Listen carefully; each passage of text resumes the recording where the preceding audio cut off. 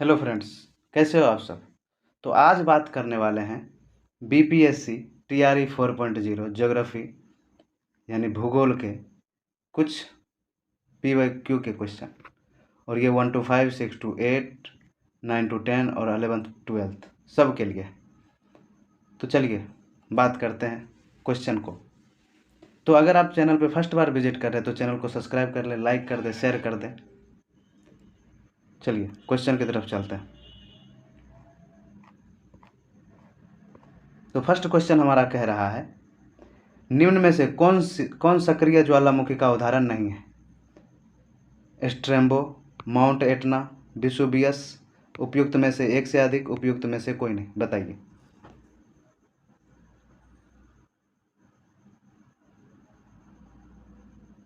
तो उदाहरण नहीं है पूछ रहा, तो ये हमारा राइट आंसर हो जाएगा option number C, Vesuvius. Vesuvius ज्वालामुखी सक्रिय है, ज्वालामुखी का उदाहरण नहीं है। विसुवियस जो है ज्वालामुखी इटली में है। यह प्रस्तुत सुसुप्त ज्वालामुखी का एक उदाहरण है। स्ट्रम्बोली, माउंट एटना एवं विसुवियस ये तीनों ज्वालामुखी इटली में है। ये तीनों ज्वालामुखी जो है इटली में है। कहाँ है? इटली में। चलिए नेक्स्ट क्वेश्चन की बात करते हैं। नेक्स्ट क्वेश्चन हमारा कह रहा है, चीन के किस नदी को येलो रिवर भी कहते हैं। बताइए, चीन के किस नदी को येलो रिवर भी कहते हैं। बताइए। यंगत सिक्यांग, हंगो सिक्यांग। उपयुक्त में से एक से अधिक, उपयुक्त में से कोई नहीं। बताइए क्या होगा। चीन के हांगो नदी को येलो रिवर भी कहा जाता है। तो हमारा जो है चीन के हांगो नदी को भी जो है कि येलो नदी कहा जाता है। तो ऑप्शन नंबर हमारा बी राइट आंसर हो जाएगा। तो बात करते हैं सिक्यांग का। तो सिक्यांग जो है ये हमारा येलो नदी में नहीं आता है। तो चीन की नदी घाटी सभ्यता का उद्गम पीली नदी तट पर हुआ था। कहाँ हुआ था? पीली नदी के तट पर हुआ था। त्संग की नदी एशिया की सबसे लंबी नदी है। ये जो है ये एशिया का सबसे लंबी नदी है। एशिया का सबसे लंबी नदी है ना। और ये जो है सिक्यांग जो है नदी का डेल्टाई क्षेत्र रेशम उत्पादन के लिए प्रसिद्ध है। ये जो है रेशम उत्पादन के लिए प्रसिद्ध है। क्या है? रेशम उत्पादन के लिए प्रसिद्ध है। चलिए नेक्स्ट क्वेश्चन की बात करते हैं। नेक्स्ट क्वेश्चन हमारा कह रहा है, निम्न में से कौन झील रूस में है। बॉन झील, अरल झील, बैकाल झील। उपयुक्त में से एक से अधिक, उपयुक्त में से कोई नहीं। बताइए क्या होगा। बैकाल झील कहाँ है? रूस में। तो हमारा राइट आंसर हो जाएगा ऑप्शन नंबर सी, बैकाल झील रूस में। बैकाल झील विश्व की सबसे गहरी झील है। बैकाल झील जो है विश्व की सबसे गहरी लंबी नदी है, या फिर गहरी झील कह सकते हैं, झील है। चलिए बात करते हैं नेक्स्ट क्वेश्चन की तरफ। नेक्स्ट क्वेश्चन हमारा कह रहा है, बराक नदी का उद्गम निम्न से कहाँ है। मणिपुर पहाड़ी, छोटा नागपुर पठार, सह्याद्री। उपयुक्त में से एक से अधिक, उपयुक्त में से कोई नहीं। बताइए। तो हमारा हो जाएगा मणिपुर पहाड़ी, ऑप्शन नंबर ए। चलिए नेक्स्ट क्वेश्चन की बात करते हैं। नेक्स्ट क्वेश्चन हमारा कह रहा है, स्थानीय पवन मिस्टल से संबंधित सही तथ्य की पहचान करें। यूरोप की स्थानीय पवन, ऑस्ट्रेलिया की स्थानीय पवन, ठंडी पवन, शुष्क पवन। बताइए। या शुष्क पवन भी कह सकते हैं इसको, ये थोड़ा सा मिस्टेक है, शुष्क पवन होगा। केवल 1 एवं 3, केवल 1, 3, 4, केवल 2, 4। उपयुक्त में से एक से अधिक, उपयुक्त में से कोई नहीं। बताइए। तो हमारा राइट आंसर हो जाएगा option number B, 1, 2, 1, 3, 4, 1, 3, 4। Option number B right answer. चलिए नेक्स्ट क्वेश्चन की बात करते हैं। नेक्स्ट क्वेश्चन हमारा कह रहा है, निम्न में से कौन अवसादी चट्टान का उदाहरण है। ग्रेनाइट, गेडो, नीस। उपयुक्त में से एक से अधिक, उपयुक्त में से कोई नहीं। बताइए क्या होगा। ग्रेनाइट, ग्रेवो एवं नीस में कोई भी अवसादी चट्टान का उदाहरण नहीं है।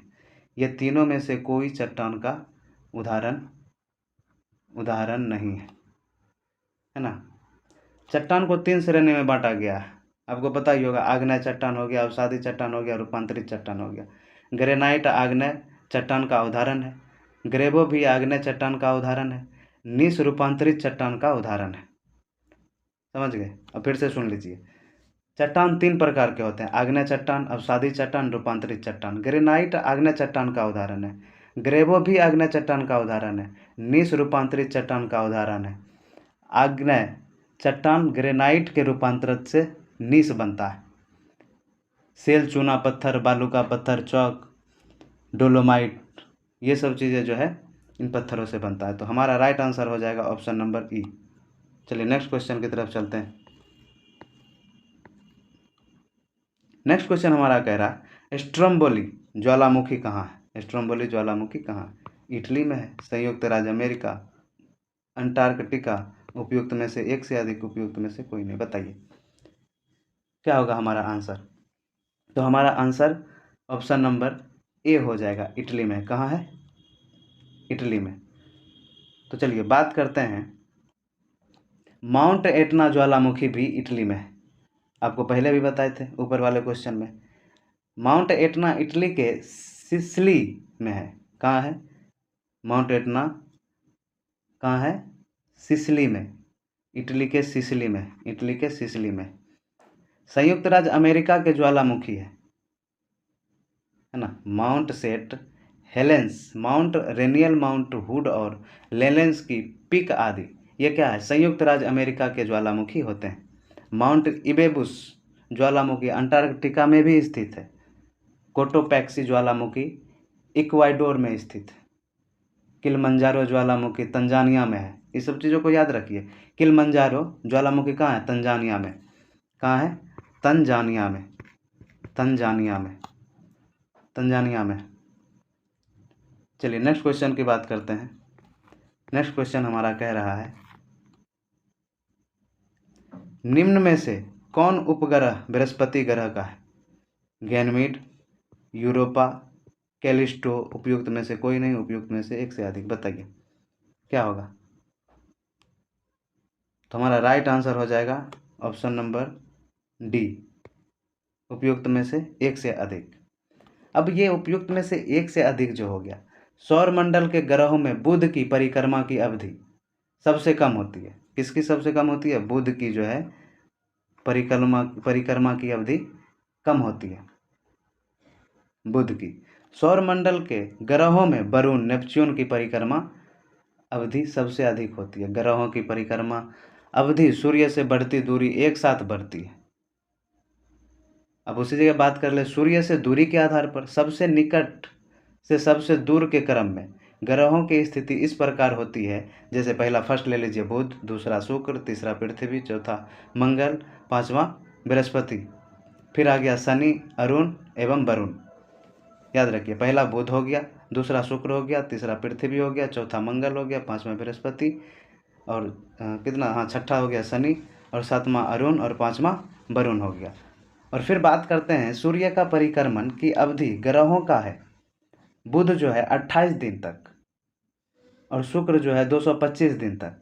याद रखिए, बुध जो है, बुध ये होता है कितने दिनों तक, 88 दिनों तक। कितने दिनों तक, 88 दिनों तक। और उसी जगह शुक्र की बात करें, शुक्र को परिक्रमा करने में कितना समय लगता है, 225 दिन लगता है, 225 दिन लगता है। उसी जगह पृथ्वी की बात करें तो पृथ्वी को 365 दिन लगते हैं।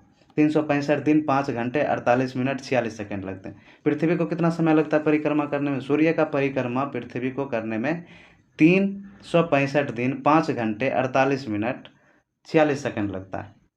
और उसी जगह फिर बात करें जब मंगल की बात आती है, तो मंगल जो है ये 687 दिन मंगल को लगती है। मंगल को लाल ग्रह भी कहते हैं, मंगल को क्या कहते हैं, लाल ग्रह भी कहते हैं। और बृहस्पति की बात कर लें, बृहस्पति को 12 वर्ष लग जाते हैं, बृहस्पति को 12 वर्ष लग जाते हैं। उसी जगह फिर शनि की बात करें, शनि को 29 वर्ष लग जाते हैं। अरुण की बात करें तो अरुण को लगभग 84 वर्ष लगता है।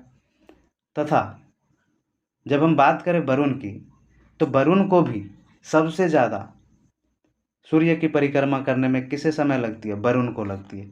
अब वरुण को कितना समय लगती है? तो वरुण को समय लगती है 165 वर्ष। तो आपको पूरा बता दिए, है ना, क्रम भी बता दिए। चलिए, अगर वीडियो अच्छी लगे तो चैनल को सब्सक्राइब कर ले, लाइक कर दे, दोस्तों में शेयर जरूर कर दे। चलिए चलते हैं नेक्स्ट क्वेश्चन की तरफ। तो नेक्स्ट क्वेश्चन हमारा कह रहा है, सौरमंडल के किस ग्रह की परिक्रमा रेवोल्यूशन की अवधि सबसे कम है? बुध की है, वरुण की है, शुक्र की है, उपयुक्त में से कोई नहीं, उपयुक्त में से एक से अधिक, बताइए। तो हमारा राइट आंसर हो जाएगा बुध। अभी आपको हम बताए थे, अभी ही हम आपको बताए, बुध की परिक्रमा, सूर्य की परिक्रमा करने में 88 दिन लगते हैं। चलिए बात करते हैं अगले क्वेश्चन की। तो नेक्स्ट क्वेश्चन हमारा कह रहा है, निम्न में से कौन पुस्तक स्टीफन हॉकिंग की है? A brief history of time, a theory of everything,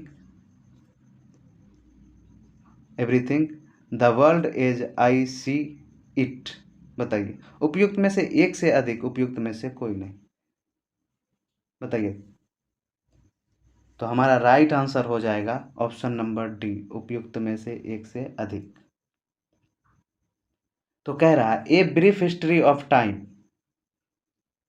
A brief history of time या ए थ्योरी ऑफ एवरीथिंग, है ना, ये दोनों पुस्तक स्टीफन हॉकिंग की ही है ना। ये और ये दोनों पुस्तक किसके हैं? स्टीफन हॉकिंग्स के ही, है ना।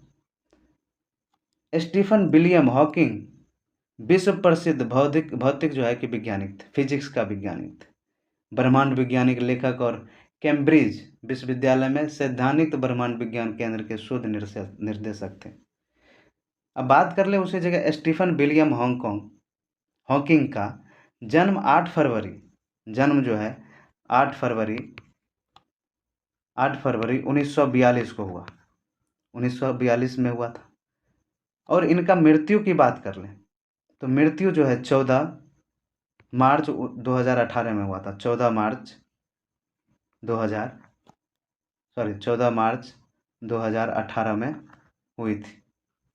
इनकी जन्म जो है 8 फरवरी 1942 को हुई थी, स्टीफन हॉकिंग्स का। और इनकी मृत्यु जो है 14 मार्च 2018 को हुई थी। The world as I see it पुस्तक अल्बर्ट आइंस्टाइन की पुस्तक है। चलिए, क्या बोले बुक का नाम? The world as I see it पुस्तक अल्बर्ट आइंस्टाइन की पुस्तक है, याद रखिएगा, कवर करते चलेंगे। चलिए नेक्स्ट क्वेश्चन की बात करते हैं। क्वेश्चन बहुत है, वीडियो बहुत लंबा हो जाएगी। निम्न में से कौन सी दक्षिण अमेरिका महादेश का है?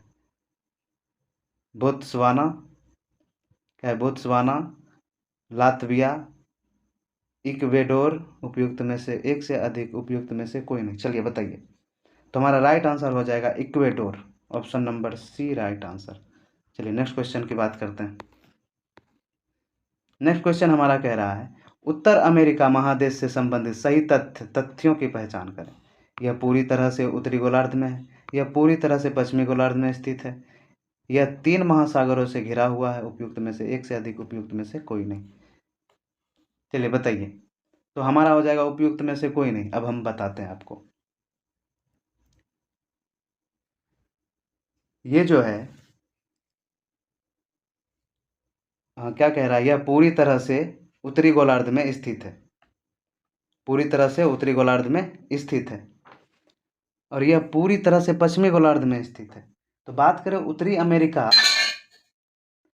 अमेरिका से संबंधित सही तथ्य है, यह पूरी तरह से उत्तरी गोलार्ध में स्थित है, यह पूरी तरह से उत्तरी गोलार्ध में स्थित है। यह 3 महासागरों से घिरा हुआ है, यह 3 महासागरों से भी घिरा हुआ है, यह पूरी उत्तरी गोलार्ध में भी स्थित है ना, और पश्चिमी गोलार्ध में भी स्थित है। तो हमारा राइट आंसर उपयुक्त में से कोई नहीं होगा, है ना। तो चलिए बात करते हैं नेक्स्ट क्वेश्चन की। तो नेक्स्ट क्वेश्चन हमारा कह रहा है, बेरिंग जल संधि, क्या कह रहा है? बेरिंग जल संधि, जल डमरू मध्य के संबंध में सही है। अलास्का एवं रूस के बीच, प्रशांत महासागर एवं आर्कटिक महासागर के बीच, कनाडा एवं ग्रीनलैंड के बीच, उपयुक्त में से एक से अधिक, उपयुक्त में से कोई नहीं। चलिए बताइए, तो हमारा राइट आंसर उपयुक्त में से एक से अधिक हो जाएगा। बेरिंग जल संधि जो है, बेरिंग जल संधि अलास्का आर्कटिका महासागर के बीच है, आर्कटिक महासागर के बीच है, इस दोनों के बीच है, ये अलास्का और आर्कटिक महासागर के दोनों के बीच में क्या है, दोनों के बीच में है। अब बात करें हम बेरिंग जल संधि के उत्तर में आर्कटिक महासागर से संबंध चुक्की सागर से है। किससे है? चुक्की सागर से। और उसी जगह हम बात करें प्रशांत महासागर से संबंधित बेरिंग सागर की, तो कनाडा एवं ग्रीनलैंड के बीच बेफिन की खाड़ी एवं लेब्राडोर सागर से है। किससे है? लेब्राडोर सागर से। तो चलिए नेक्स्ट क्वेश्चन की हम बात करते हैं। नेक्स्ट क्वेश्चन हमारा कह रहा है, निम्न में से कौन से सुमेलित नहीं है? रॉकी पर्वत उत्तर अमेरिका, अपलेशियन पर्वत यूरोप, ड्रैकेंसबर्ग पर्वत ऑस्ट्रेलिया, उपयुक्त में से एक से अधिक, उपयुक्त में से कोई नहीं। चलिए बताइए, तो हमारा राइट आंसर हो जाएगा ऑप्शन नंबर डी, उपयुक्त में से एक से अधिक। चलिए नेक्स्ट क्वेश्चन की बात करते हैं। नेक्स्ट क्वेश्चन हमारा कह रहा है, क्षेत्रफल के दृष्टिकोण से अवरोही क्रम में 4 महादेश की सही क्रम दशा वाले विकल्प का चयन कीजिए। एशिया, अफ्रीका, उत्तरी अमेरिका, दक्षिणी अमेरिका। एशिया, उत्तरी अमेरिका, अफ्रीका, दक्षिण अमेरिका। एशिया, अफ्रीका, दक्षिण अमेरिका, उत्तरी अमेरिका, उपयुक्त में से कोई नहीं, उपयुक्त में से एक से अधिक। बताइए क्या होगा? तो हमारा राइट आंसर हो जाएगा पहले एशिया, फिर अफ्रीका, फिर उत्तरी अमेरिका, फिर दक्षिणी अमेरिका, ऑप्शन नंबर ए। चलिए नेक्स्ट क्वेश्चन की बात करते हैं। नेक्स्ट क्वेश्चन हमारा कह रहा है, यूराल पर्वत एशिया के किस ओर है? उत्तर पश्चिम, दक्षिण पश्चिम, उपयुक्त में से कोई नहीं, उत्तर पूर्व, उपयुक्त में से एक से अधिक। बताइए, तो हमारा राइट आंसर हो जाएगा ऑप्शन नंबर ए, उत्तर पश्चिम में स्थित है हमारा यूराल पर्वत। चलिए अगले क्वेश्चन की बात करते हैं। अगला क्वेश्चन हमारा कह रहा है, विषुवत रेखा, भूमध्य रेखा दक्षिण अमेरिका महादेश के निम्न में से किस देश से गुजरती है? इक्वेडोर, ब्राज़ील, कोलंबिया, उपयुक्त में से एक से अधिक, उपयुक्त में से कोई नहीं। बताइए, तो हमारा राइट आंसर इसका हो जाएगा उपयुक्त में से एक से अधिक। क्या हो जाएगा? उपयुक्त में से एक से अधिक। विषुवत रेखा जो है ये अमेरिका महादेश के 3 देशों से इक्वाडोर, कोलंबिया एवं ब्राज़ील से होकर गुजरती है। इक्वाडोर, कोलंबिया एवं ब्राज़ील से होकर के गुजरती है। कहाँ से? इक्वाडोर, कोलंबिया एवं ब्राज़ील से होकर के गुजरती है। चलिए नेक्स्ट क्वेश्चन की बात करते हैं। नेक्स्ट क्वेश्चन हमारा कह रहा है, निम्न में से किसकी सीमा ईरान से नहीं मिलती? उज्बेकिस्तान से, तुर्कमेनिस्तान, अफगानिस्तान, उपयुक्त में से एक से अधिक, उपयुक्त में से कोई नहीं। बताइए किससे नहीं मिलती है? तो ऑप्शन नंबर हमारा हो जाएगा ए, उज्बेकिस्तान। अब हम बात कर लें, उज्बेकिस्तान जो है तुर्कमेनिस्तान के उत्तर एवं कजाकिस्तान के दक्षिण में स्थित है। कजाकिस्तान के दक्षिण में स्थित है ना? कहाँ स्थित है? दक्षिण में। और ईरान की बात कर लें, ईरान पूर्वी सीमा अफगानिस्तान एवं पाकिस्तान से मिलती है। और उसी जगह बात कर लें, ईरान उत्तरी पश्चिम सीमा अजरबैजान एवं अर्मेनिया से मिलती है ना? और उसी जगह पश्चिमी की ओर बात कर लें तो ईरान की पश्चिमी सीमा तुर्की, इराक एवं कुवैत से मिलती है। किससे मिलती है? इराक एवं कुवैत से। तो चलिए याद रखिएगा, लिखने से ज़्यादा हम जो बोल रहे हैं उस चीज़ों पे अगर आप ध्यान दीजिएगा तो एक क्वेश्चन का 4-5 क्वेश्चन बन रहा है ऑप्शन की तरफ से। चलिए नेक्स्ट क्वेश्चन की बात कर रहे हैं। तो नेक्स्ट क्वेश्चन हमारा है, एटलस पर्वत किस महादेश में है? अफ्रीका, ऑस्ट्रेलिया, एशिया, उपयुक्त में से एक से अधिक, उपयुक्त में से कोई नहीं। बताइए क्या होगा? तो एटलस पर्वत की बात हम करें, एटलस पर्वत जो है अफ्रीका महादेश में अवस्थित है और नवीन बलित पर्वत का भी उदाहरण है। एटलस पर्वत जो है नवीन बलित पर्वत का उदाहरण है। एटलस पर्वत का विस्तार मोरक्को, अल्जीरिया एवं क्या बोलते हैं इसको, अल्जीरिया के बाद हो जाएगा ट्यूनीसिया, ट्यूनीसिया में स्थित है। और बात कर रहे हैं एटलस पर्वत की सबसे ऊंची चोटी जो है टोब्कल से है, जो ग्रेट एटलस पर्वत श्रेणी का भाग है। तो हमारा इसका राइट आंसर हो जाएगा ऑप्शन नंबर ए, अफ्रीका आंसर हो जाएगा ऑप्शन नंबर ए। तो चलिए बात करते हैं नेक्स्ट क्वेश्चन की। तो नेक्स्ट क्वेश्चन हमारा कह रहा है निम्न में से कौन गंगा के दाएं ओर से मिलने वाली सहायक नदी है? हमारा हो जाएगा यमुना, महानंदा, सोन, उपयुक्त में से एक से अधिक, उपयुक्त में से कोई नहीं। तो बात कर लेते हैं हम नदियों के बारे में। तो यमुना और सोन गंगा के दाएं ओर मिलने वाली सहायक नदी है। और बात कर ले कुछ प्रमुख नदियों की बात हम कर लेते हैं। गोमती, घाघरा, गंडक, बागमती, कोसी और महानंदा, गंगा, इन सब नदियों का मिलाने वाली सहायक नदी। यमुना नदी गंगा नदी का सबसे बड़ी सहायक नदी है। यमुना नदी जो है गंगा नदी की सबसे बड़ी सहायक नदी है। यमुना नदी जो है गंगा नदी की सबसे बड़ी सहायक नदी है। सोन नदी गंगा में पटना के निकट मनेर में मिलती है। सोन नदी जो है गंगा में कहाँ मिलती है? तो पटना के निकट मनेर में मिलती है। और उसी जगह बात कर ले गंगा नदी की तंत्र भारत का सबसे बड़ा अपवाह तंत्र है। वर्ष 2008 में शायद, हाँ, वर्ष 2008 में गंगा को राष्ट्रीय नदी का दर्जा दिया गया था। गंगा को राष्ट्रीय नदी का दर्जा कब दिया गया था? तो गंगा को राष्ट्रीय नदी की दर्जा वर्ष 2008 में दिया गया था। कब दिया गया था? वर्ष 2008 में दिया गया था। तो गंगा नदी की राष्ट्रीय नदी की दर्जा कब दी गई थी? 2008 में दी गई थी। तो हम बात कर ले इसका आंसर का, तो आंसर हमारा हो जाएगा ऑप्शन नंबर डी, उपयुक्त में से एक से अधिक। चलिए नेक्स्ट क्वेश्चन की बात कर लें। तो नेक्स्ट क्वेश्चन हमारा कह रहा है हुगलू की सबसे बड़ी सहायक नदी कौन सी है? अब लीजिए, अभी आपको हुगलू के बारे में भी बताए होंगे, सॉरी हुगलू के बारे में नहीं बताया, चलिए बता देते हैं। तो पहले हुगलू की सबसे बड़ी सहायक नदी निम्न में से कौन सी है? तो आप जवाब दीजिए दामोदर, बराकर, बोकारो, उपयुक्त में से एक से अधिक, उपयुक्त में से कोई नहीं। बताइए कौन होगा? तो हुगलू की बात हम करें तो हुगलू की सबसे बड़ी सहायक नदी दामोदर नदी होती है। हुगलू की सबसे बड़ी सहायक नदी कौन सी होती है? दामोदर नदी होती है। तो दामोदर हुगली की दाएं तट की सहायक नदी है, लेफ्ट साइड की जो है तट की सहायक नदी है। उसी जगह हम बात करें बराकर की, तो बराकर जो है बोकारो, कोनार खारी, भेरा, गुड़िया तथा जामुनिया दामोदर की सहायक नदी है। शायद, हाँ, जामुनिया दामोदर की सहायक की नदी है।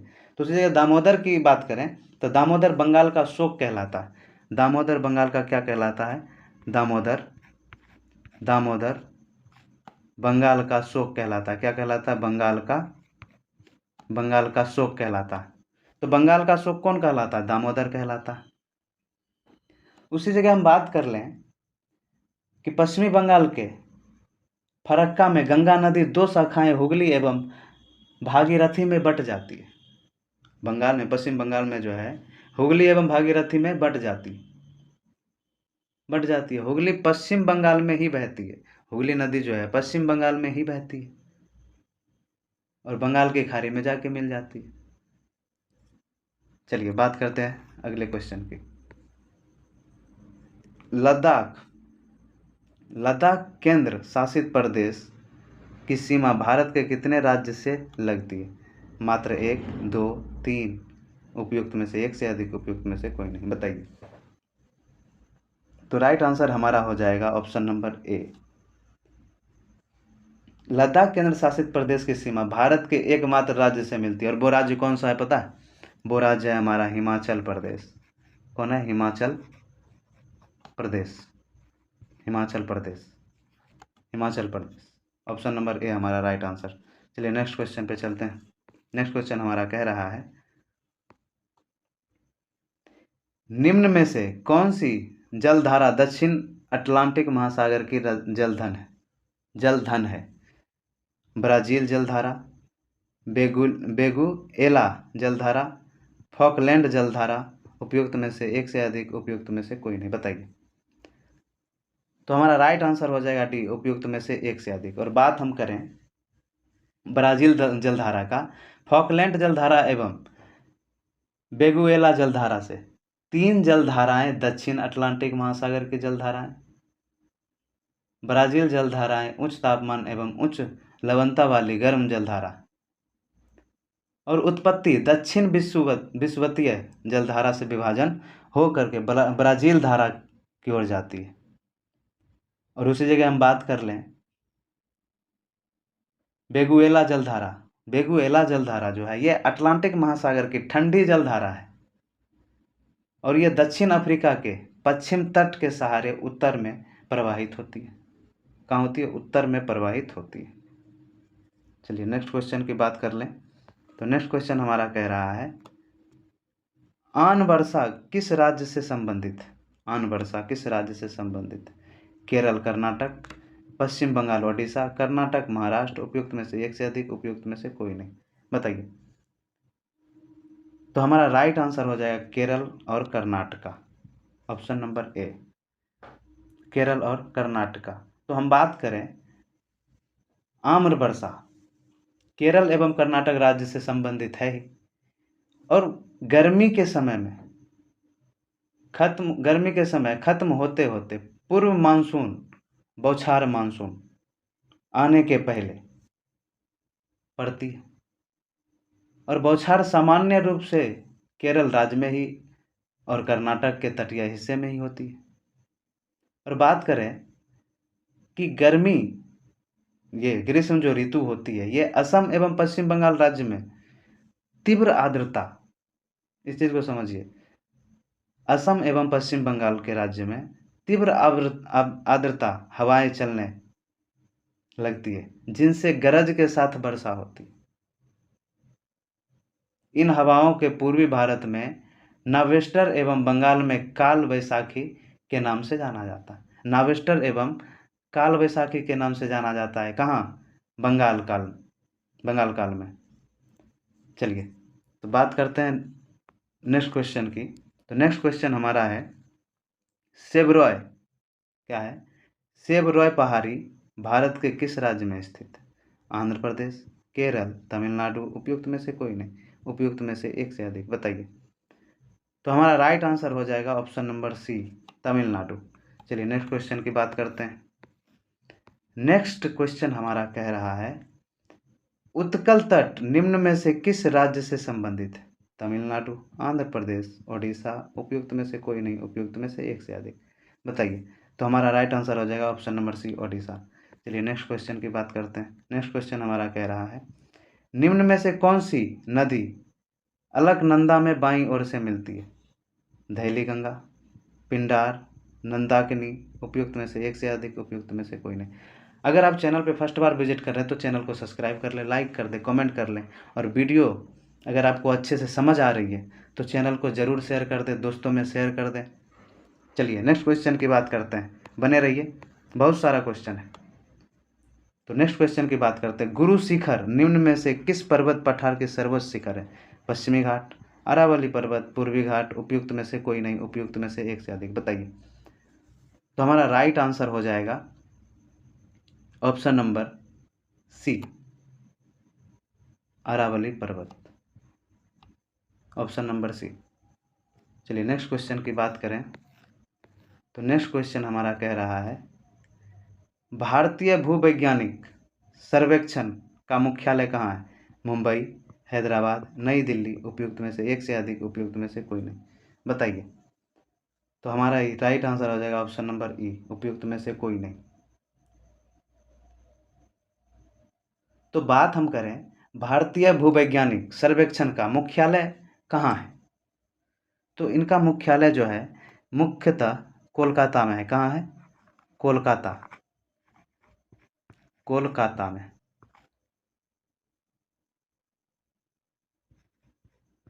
कहाँ है? कोलकाता में, मुख्यतः कोलकाता में स्थित है। भारतीय भूवैज्ञानिक सर्वेक्षण भारत सरकार की एक वैज्ञानिक एजेंसी भी है, और ये कोलकाता जो है भारत सरकार की क्या है? एजेंसी है। क्या है? एजेंसी। 1836 ईस्वी में, इस पॉइंट को याद रखिए, 1836 ईस्वी में भारत के पूर्वी हिस्से में कोयले की उपलब्धता का अध्ययन और पता लगाने के लिए कोल कमेटी का गठन किया गया था। और उसी जगह बात करें, कोल कमेटी के गठन के बाद अन्य खनिजों के खोज के लिए, अर्थात भारत में पृथ्वी के अंदर दबे विभिन्न प्राकृतिक संपदाओं की खोज के लिए एक अस्थायी गठन की आवश्यकता को देखते हुए 1851 ईस्वी में भारत भूवैज्ञानिक सर्वेक्षण की स्थापना की गई थी। राष्ट्रीय भूभौतिक, बात करें राष्ट्रीय भूभौतिक अनुसंधान संस्थान की, तो NGRI अनुसंधान क्या था? NGRI,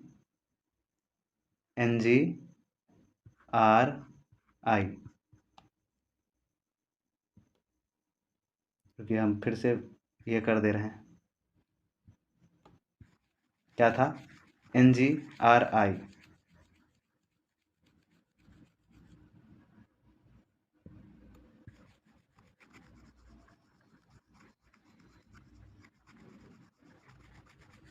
तो हम बात करें कि भू संसंधान जो है वो स्थान कहाँ था? NGRI कहाँ था? NGRI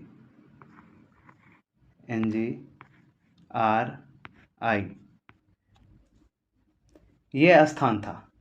और इसका मुख्यालय कहाँ था? तो इसके मुख्यालय की हम बात करें तो ये हैदराबाद में था। कहाँ था? हैदराबाद में।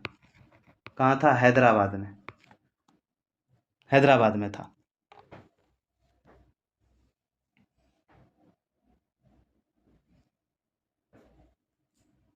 तो हैदराबाद में था। चलिए नेक्स्ट क्वेश्चन की बात हम करें।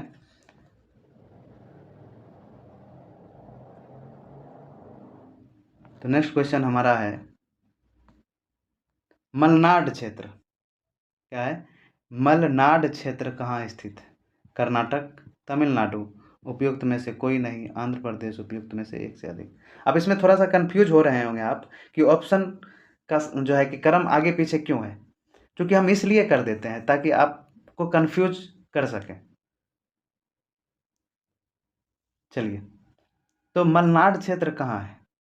तो बात करें मलनाड क्षेत्र, तो मलनाड क्षेत्र जो है ये कर्नाटक में है।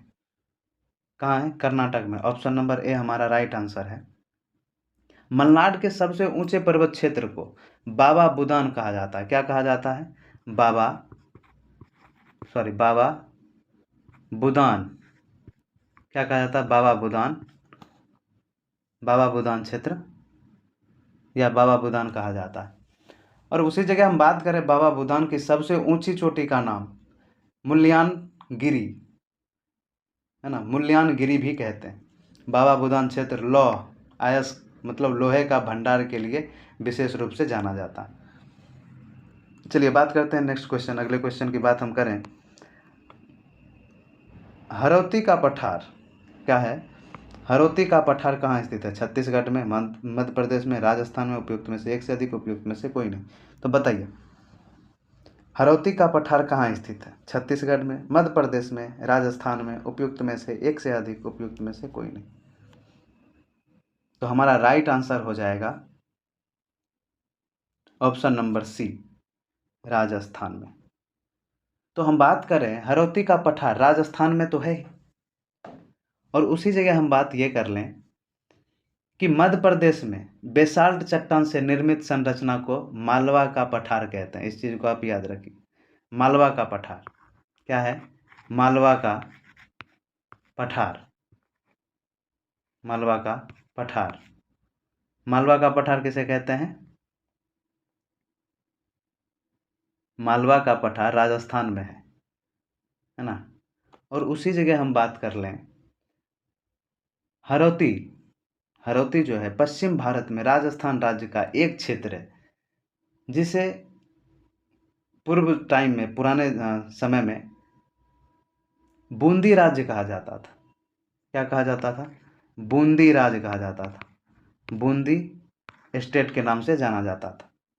उसी जगह हरौती पठार क्षेत्र राजस्थान के कुल क्षेत्र का लगभग 10% में फैला हुआ है। कितना?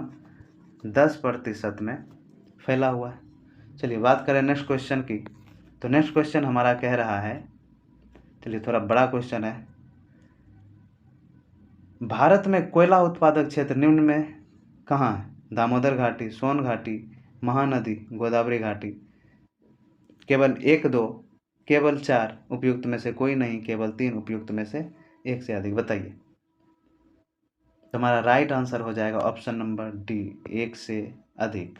तो हम बात करें भारत में कोयला उत्पादक क्षेत्र की, तो दामोदर घाटी, सोन घाटी और महानदी की घाटी जो है वो गोदावरी में स्थित है। और दामोदर नदी का विस्तार जो है झारखंड के पश्चिम बंगाल में है। कहाँ है? झारखंड के पश्चिम बंगाल में। सुनिए क्या बोल रहे हैं। दामोदर नदी जो है उसका विस्तार कहाँ है?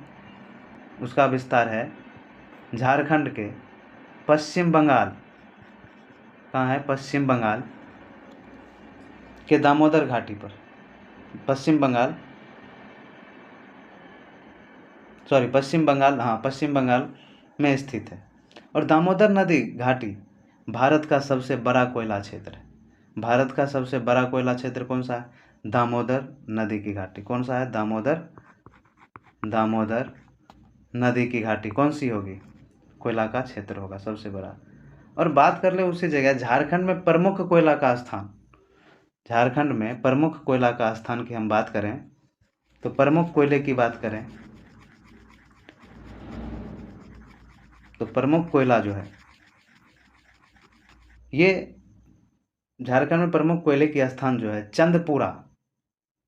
क्या है? प्रमुख कोयले की स्थान चंदपुरा। और दूसरी बात करें हम झारिया। झारिया। और तीसरी बात करें बोकारो। और करणपुर भी है। करणपुर हो गया, रामगढ़ हो गया, है ना। और एक और है गिरिडीह। तो हमारा जो है 6 स्थान है जहाँ पे कोयले का स्थल है। पहला हमारा हो गया चंदपुरा, दूसरा झारिया हो गया, तीसरा बोकारो हो गया, चौथा कानपुर हो गया, रामगढ़ हो गया, गिरिडीह हो गया। चलिए नेक्स्ट क्वेश्चन की बात करें तो नेक्स्ट क्वेश्चन हमारा कह रहा है राजस्थान का जावर क्षेत्र मुख्य रूप से निम्न में से किस खनिज के लिए जाना जाता? सोना, सीसा उपयुक्त में से कोई नहीं, चांदी उपयुक्त में से एक से अधिक। बताइए कौन सा जाना जाता है? तो हमारा राइट आंसर हो जाएगा ऑप्शन नंबर डी, 1 से अधिक। तो हम बात करें राजस्थान की। राजस्थान का जावर क्षेत्र मुख्य रूप से चांदी एवं सीसा के लिए प्रसिद्ध है। राजस्थान जो है मुख्य रूप से चांदी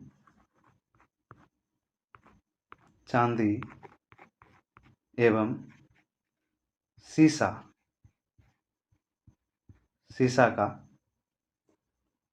सीसा के लिए प्रसिद्ध है। चलिए नेक्स्ट क्वेश्चन की बात करें। अगर आप चैनल पे फर्स्ट बार विजिट कर रहे हैं और आपको कंटेंट अच्छा लग रहा है, हमारी वीडियो आपको पसंद आ रही है, अच्छी लग रही है, थोड़ा सा भी अच्छी लग रही है, तो आप चैनल को सब्सक्राइब करें, लाइक करें। और लग रहा है कि हम यहाँ से कुछ सीख रहे हैं, जान रहे हैं, जानकारी प्राप्त हो रही है, तो चैनल को दोस्तों में शेयर जरूर करें। चलिए अगले क्वेश्चन की बात करें तो अगला क्वेश्चन हमारा हिंदुस्तान उर्वरक निगम का नामरूप संयंत्र किस राज्य में? पश्चिम बंगाल, असम उपयुक्त में से कोई नहीं, छत्तीसगढ़ उपयुक्त में से एक से अधिक। बताइए। तो हमारा राइट आंसर हो जाएगा ऑप्शन नंबर सी, असम। चलिए नेक्स्ट क्वेश्चन की बात करें तो नेक्स्ट क्वेश्चन हमारा कह रहा है बागमती अधवारा बाढ़ चेतावनी मॉडल बिहार सरकार द्वारा किस वर्ष विकसित किया गया? 2005, 2016, 2010 उपयुक्त में से कोई नहीं, उपयुक्त में से एक से अधिक। बताइए। तो हमारा राइट आंसर हो जाएगा ऑप्शन नंबर सी, 2016 में। ऑप्शन नंबर सी, 2016 में। तो हम बात करें बागमती अधवारा बाढ़ चेतावनी के बारे में, 2016 में विकसित हुई थी। और उसी जगह हम बात करें इस मॉडल में 10 स्टेशन एवं 4 जिले सीतामढ़ी, मधुबनी, दरभंगा, मुजफ्फरपुर इत्यादि शामिल थे। यह 72 घंटे पहले ही बाढ़ का जो है कि अनुमान लगा लिया था, है ना। और उसी जगह बात करें 2018 में कोसी बाढ़ से चेतावनी मॉडल, गंडक नदी बेसिन मॉडल, ये महानंदा बेसिन चेतावनी मॉडल विकसित किए थे। और उसी जगह हम बात करें, यह मुजफ्फरपुर, दरभंगा, मधुबनी, सीतामढ़ी जिले लगभग 10 ऐसे स्टेशन भी थे जहाँ पे बागमती अधवारा बाढ़ चेतावनी को पहले जो है अनुमान लगाया था। तो चलिए बात करें नेक्स्ट क्वेश्चन की। तो नेक्स्ट क्वेश्चन हमारा कह रहा है कि बिहार में राष्ट्रीय आपदा अनुक्रिया बल एनडीआरएफ के लिए अस्थायी कैंप कहाँ स्थापित है?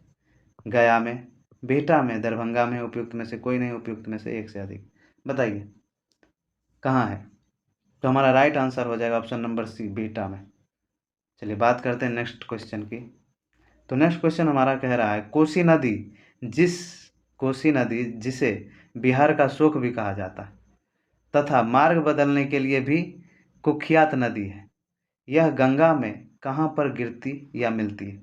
कटिहार के कुर्सेला के निकट, पूर्णिया के निकट, सहरसा के निकट, उपयुक्त में से एक से अधिक, उपयुक्त में से कोई नहीं। बताइए कहाँ जाके मिलती है या फिर गिरती है? तो हमारा राइट आंसर हो जाएगा ऑप्शन नंबर ए, कटिहार कुर्सेला के निकट। चलिए नेक्स्ट क्वेश्चन की बात करें।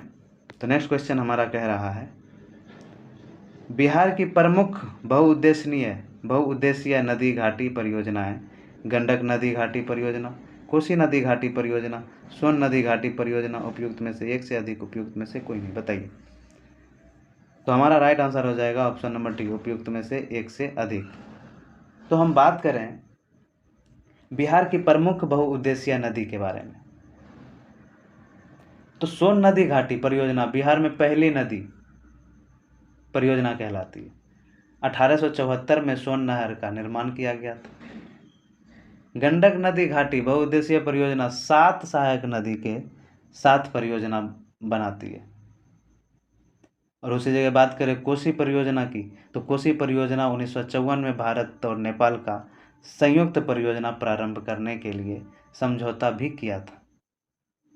और उसी जगह बात करें, कोसी परियोजना के अंतर्गत मुख्यतः 3 नहर आते हैं। पहला पूर्वी कोसी नहर, दूसरा पश्चिमी कोसी नहर, तीसरा राजपुर नहर।